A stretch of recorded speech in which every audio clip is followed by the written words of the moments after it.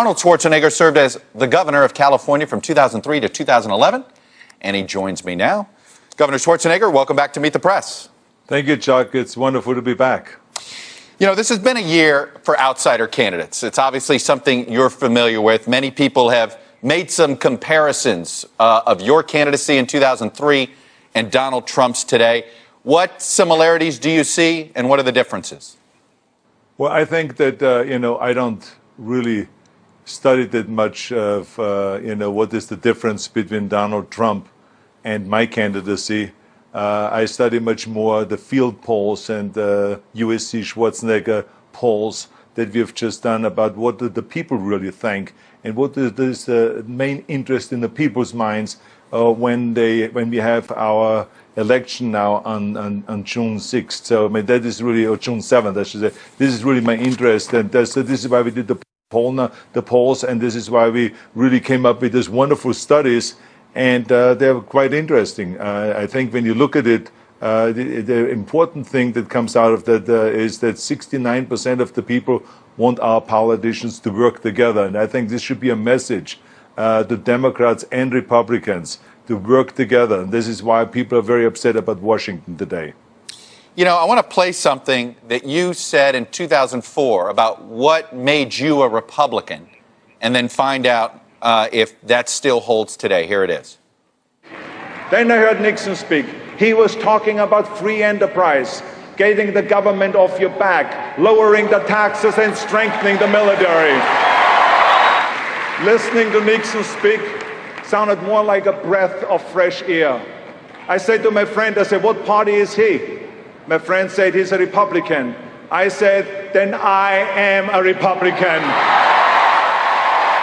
Can you comfortably say that today with Donald Trump as the standard bearer for the Republican Party? I comfortably can say that I am a Republican, and I always will be a Republican, because the Republican Party has a big tent, and there was not always things that I agreed with, or they didn't agree with me many times. But the fact of the matter is that's the philosophy. Everything that you've heard is exactly the same. And I think that, but what is more important about it is not what do I think and about Donald Trump. We have to talk about the bigger issue, and this is what do the people really feel. And the fascinating thing about the poll was that both Democrats and Republicans found it most important to really improve the economy and to create more jobs. They were also in sync when it comes to Social Security, to save Social Security, and to really take care of public schools. And they are concerned about the public education in general. And those are the kind of issues that Democrats and Republicans are concerned about. Of course, they have different ways of solving those problems, and depending on if they're Democrat or Republican. Well, let me just ask it straightforward. Are you ready to support Donald Trump for president? I know you were a John Kasich supporter. You went and campaigned for him. Are you going to support Trump? And will you go to the convention in Cleveland? Well, Chuck, as I said, to me, the most important thing is now to talk about the latest poll numbers and how the people of California feel and how the people in America basically feel, because I think it is important that we go and bring both of the parties together. The more we go to the left and the more we go to the right, I believe of what President Eisenhower said. Politics is like the road.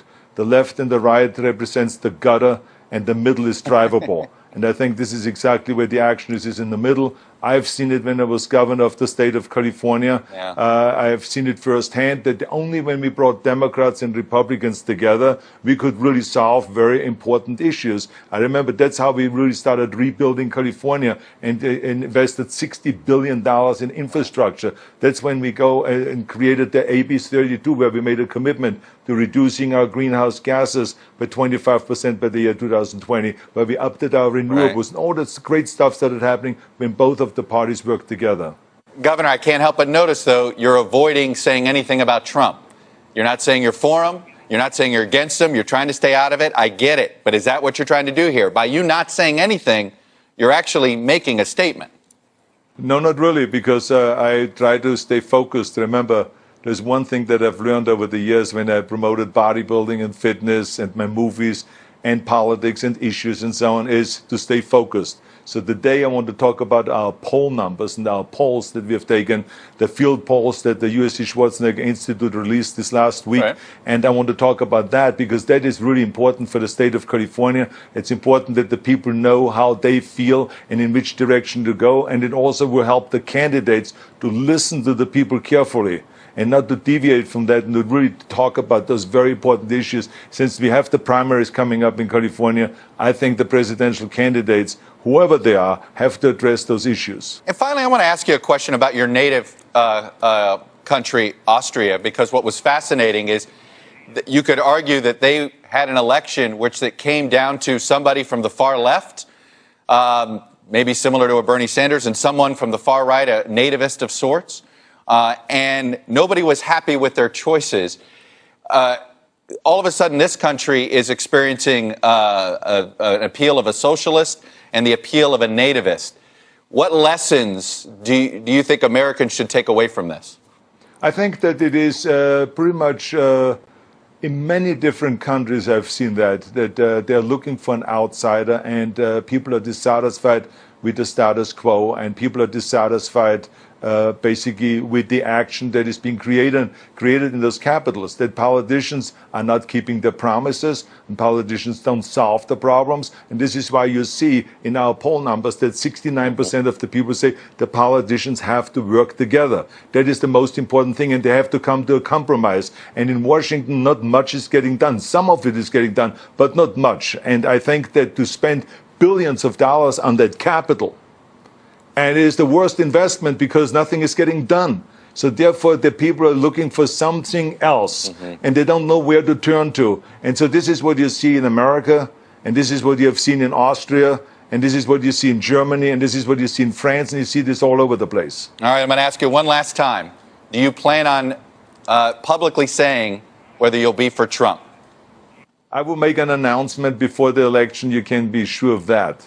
But I will do it my way, which is always an unusual way. As you remember that I announced my candidacy for governor on the Tonight Show. So that was very unusual, and I would do exactly the same thing also with the endorsement. So I would study the various different candidates, what they represent and all this stuff, and I would then make up my mind, and I would then make the endorsement. So I will make an endorsement, but it will not be here because then that will be the headline. Well, and I guess you're saying we're too usual of a place to do this. We're not unusual enough. Anyway, Governor Schwarzenegger, it's a pleasure, sir. Thanks for coming on.